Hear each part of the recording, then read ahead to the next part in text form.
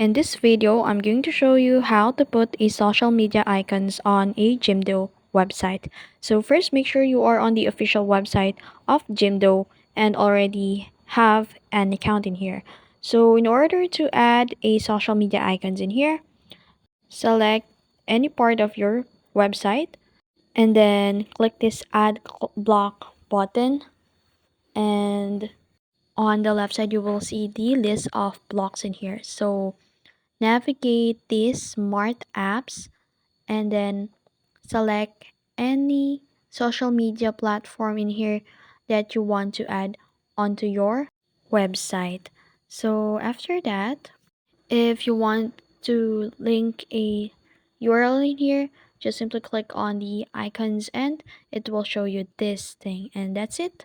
That's how to put a social media icons on a Jimdo website. So if you found this video helpful, don't forget to like, share, and subscribe to the YouTube channel.